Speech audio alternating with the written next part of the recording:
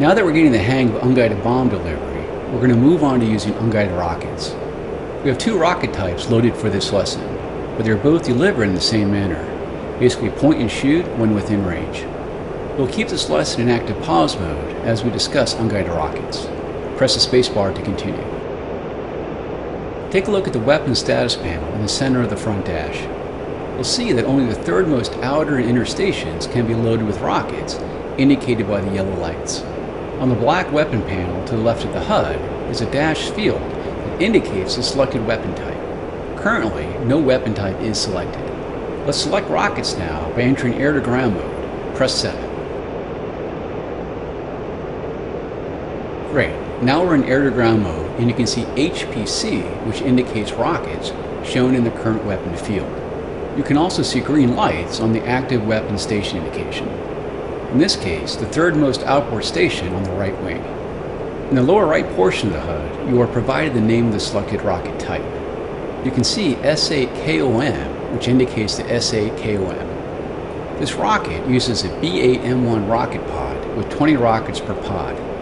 The rocket is 82 millimeters in diameter, has a range of about 2 kilometers, and has a shaped charge warhead, which is good against armor. Press D to select the next rocket type.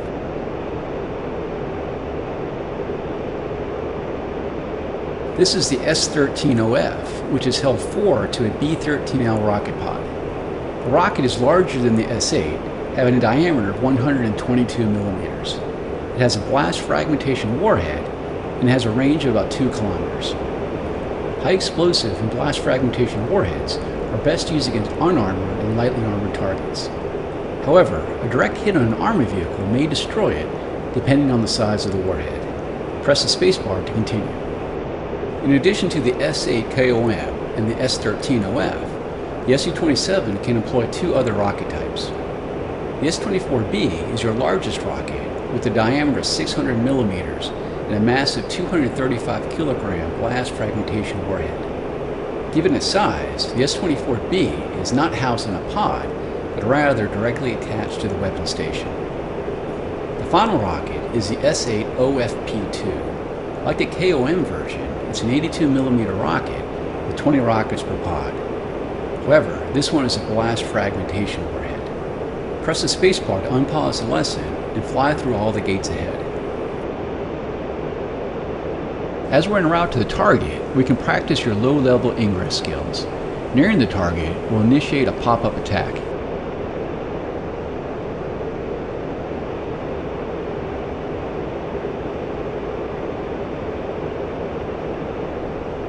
In the middle portion of your HUD is your rocket aiming reticle. Much like the bombing reticle, this indicates where the rockets will land if you launch them at that instant.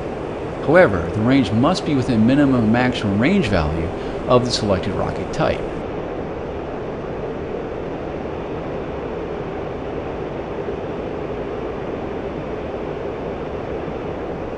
Along the left side of the HUD is the rocket launch zone indication.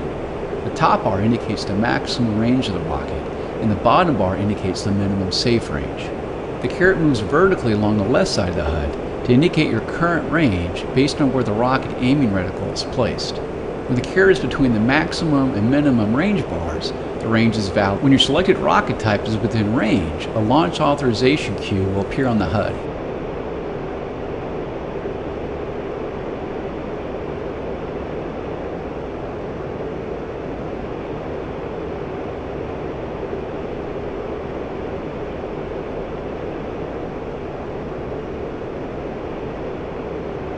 At the next gate, we'll start our climb. Make sure your speed is above 700 kilometers per hour.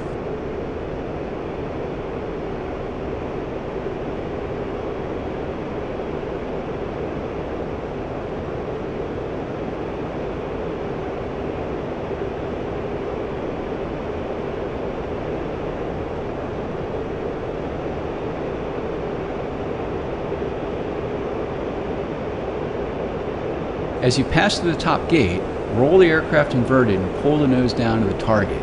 The target is marked with red smoke. When aligned with the target, roll the wings level while keeping the aiming reticle over the target. Press the spacebar to fire the rockets when you see the LA cue on the HUD.